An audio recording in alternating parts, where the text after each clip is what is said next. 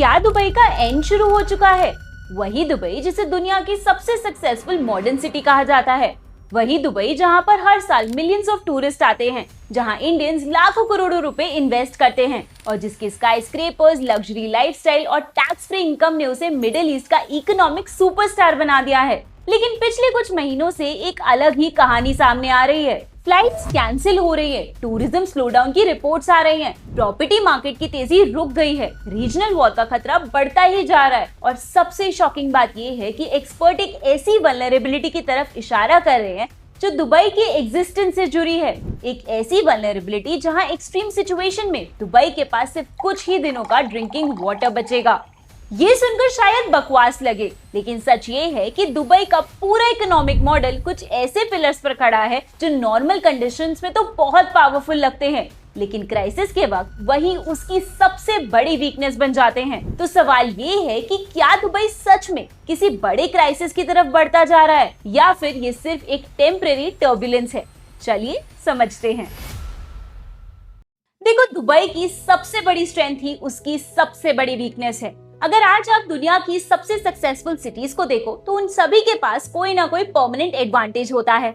अब न्यूयॉर्क के पास अमेरिका की इकोनॉमिक पावर है, लंदन के पास सदियों पुराना फाइनेंशियल इकोसिस्टम है, सिंगापुर के पास स्ट्रैटेजिक लोकेशन और स्ट्रॉन्ग इंस्टीट्यूशंस हैं। लेकिन दुबई की कहानी इन सब से काफी अलग है। बहुत से लोग आज भी मानते हैं कि दुबई ऑयल के पैसों पे चल रहा है, लेकिन रियलिटी ये है कि दुबई की जीडीपी में ऑयल का कंट्रीब्यूशन आज सिर्फ 1% से भी कम रह गया है। पिछले कुछ डिकेड्स में दुबई ने खुद को ऑयल इकोनॉमी से tourism, real estate, aviation, finance, logistics hub में बदल दिया है और इसी ट्रांसफॉर्मेशन ने उसे दुनिया के सबसे सक्सेसफुल सिटीज में शामिल कर दिया है। नंबर्स भी इसी बात को प्रूव करते हैं। 2025 में दुबई ने 19.59 मिलियन इंटरनेशनल विजिटर्स रिसीव किए। ये फिगर दुबई के डिपार्टमेंट ऑफ इकोनॉमी और टूरिज्म ने ऑफिशियली कंफर्म किया है। पिछले ही साल दुबई इंटरनेशनल एयरपोर्ट ने 95.2 मिलियन पैसेंजर्स हैंडल करे। जेबेल अली पोर्ट पूरे मिडिल ईस्ट का सबसे इम्पोर्टेंट लॉजिस्टिक्स हब माना जाता है। इसके अलावा दुनिया के फिजिकल गोल्ड ट्रेड का लगभग 20 to 40% हिस्सा दुबई के थ्रू पास होता है। लेकिन यही एक प्रॉब्लम भी छुपी हुई है। दुबई की इकोनॉमी फैक्ट्रीज या फिर मैन्युफैक्चरिंग पर नहीं, बल्कि टूरिज्म, ट्रेड, फ्लाइट्स और फॉरेन इन्वेस्टर्स पर ज्यादा डिपेंड करती है। और इन सब चीजों को चलाने के लिए एक चीज सबसे ज्यादा जरूरी होती है, स्टेबिलिटी। टूरिस्ट तभी आएंगे जब उन्हें सेफ्टी महसूस होगी, इन्वेस्टर्स तभी पैसा लगाएंगे जब उन्हें फ्यूचर सिक्योर दिखेगा और कंपनीज अपने ऑफिसेज और ऑपरेशंस तभी एक्सपैंड करेगी जब उन्हें लॉन्ग टर्म कॉन्फिडेंस मिलेगा। इसी वजह से 2026 में मिडिल ईस्ट में बढ़ते जियोपॉलिटिकल टेंशंस ने दुबई के फ्यूचर को लेकर नए सवाल खड़े कर दिए।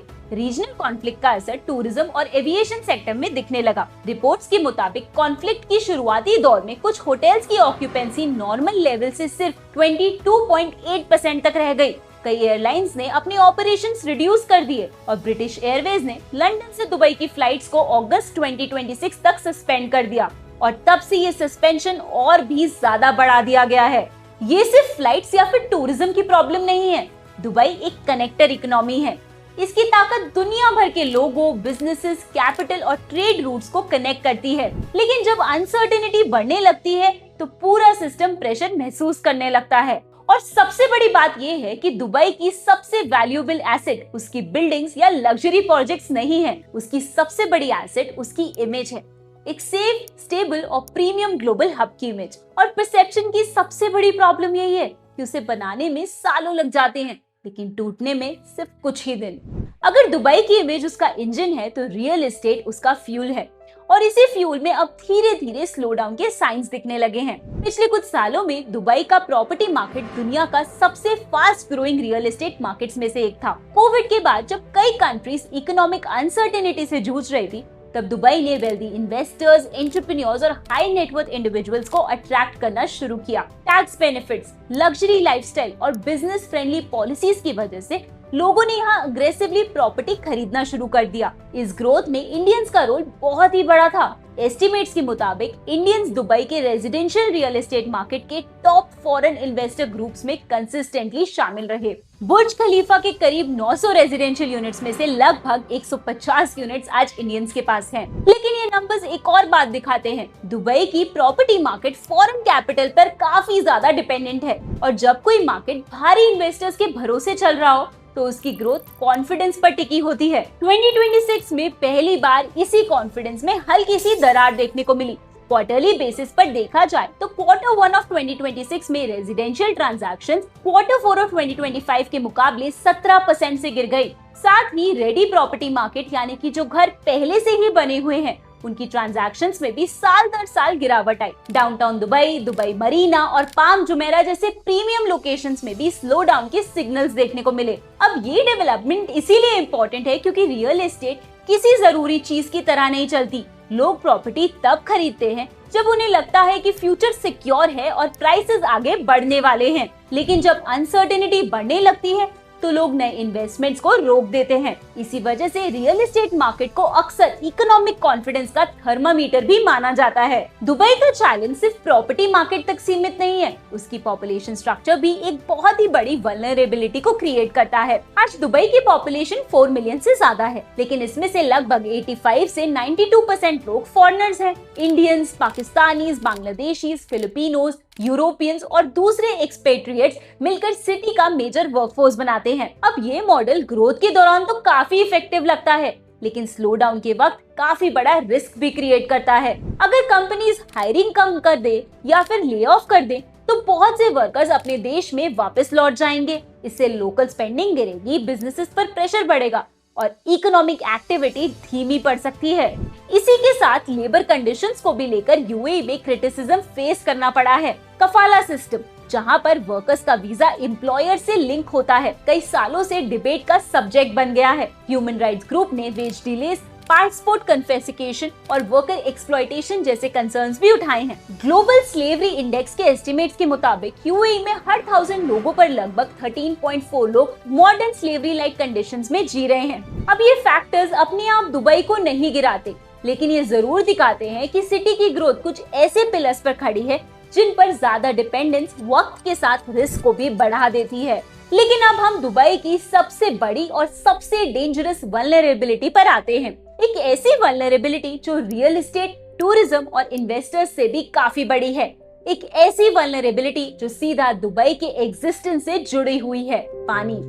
दुबई के ड्रिंकिंग वाटर का लगभग 90% हिस्सा डिसैलिनेशन प्लांट से आता है, यानी कि समुद्र के पानी को प्रोसेस करके पीने लायक बनाया जाता है। नॉर्मल कंडीशंस में ये सिस्टम काफी एफिशिएंट है और इसी की वजह से दुबई जैसे डेजर्ट सिटी में मिलियंस ऑफ लोगों की डेली वाटर डिमांड पूरी हो जाती है। लेकिन इस मॉडल की सबसे बड़ी प्रॉब्लम ये है कि डिसैलिनेशन प्लांट्स को चलाने के लिए बहुत ही ज्यादा एनर्जी की जरूरत पड़ती है। अब यहीं पर आता है स्ट्रेट ऑफ हॉर्मुज़ की इम्पोर्टेंस। ये दुनिया का सबसे इम्पोर्टेंट मेरीटाइम रूट में से एक है, जहां से ग्लोबल ऑयल ट्रेड का बहुत ही बड़ा हिस्सा गुजरता है। अगर किसी एक्सट्रीम सिचुएशन में स्ट्रेट ऑफ हॉर्मुज़ बंद हो जाता है या फिर लंबे समय तक डिस्ट्रप्शन होती है तो फ्यूल सप्लाई और लॉजिस्टिक्स दोनों पर ही असर पड़ता है। इसी वजह से एक्सपर्ट्स एस्टिमेट करते हैं कि इंडिविजुअल डिसैलिनेशन प्लांट्स के पास सिर्फ 2 से 7 दिन के वाटर रिजर्व्स होते हैं और national strategic reserves normal consumption पर सिर्फ 2 दिन चलेंगे।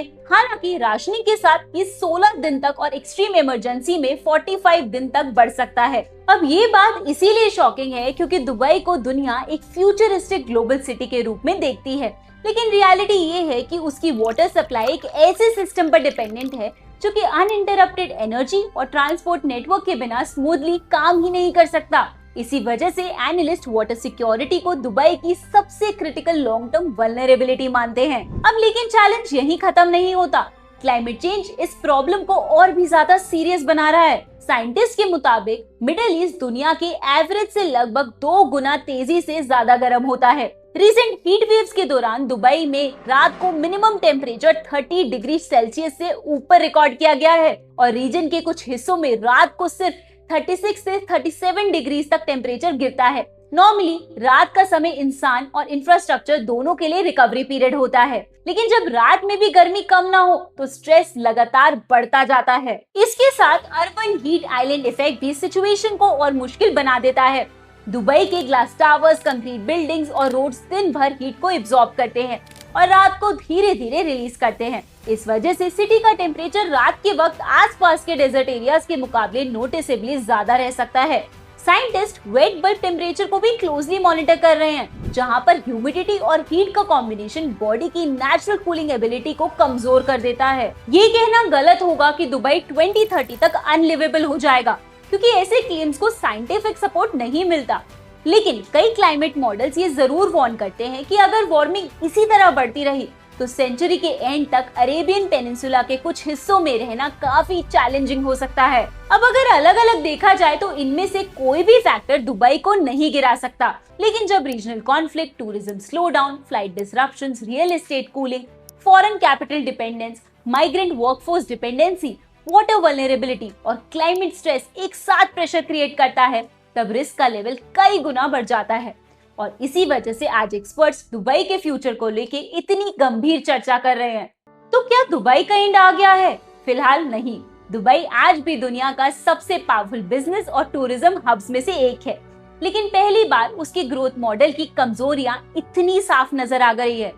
अगर रीजनल टेंशंस और ग्लोबल अनसर्टेनिटी जल्दी खत्म हो जाती है तो दुबई पहले की तरह रिकवर कर सकता है, लेकिन अगर ये चैलेंजेस लंबे समय तक चलते हैं तो खतरा कोलैप्स का नहीं बल्कि धीरे धीरे अपनी ग्लोबल इंपॉर्टेंस को खो देने का है, क्योंकि आखिर में शहरों को इमारतें नहीं, लोगों का भरोसा जिंदा रखता है, और भरोसा टूट जाए तो सब कुछ बदल सकता है। अगर आपको मेरा ये वीडियो अच्छा लगा हो तो please subscribe to my channel और मुझे नीचे कमेंट सेक्शन में बताओ कि अगला कौन सा टॉपिक मैं अपनी वीडियो में कवर करूं।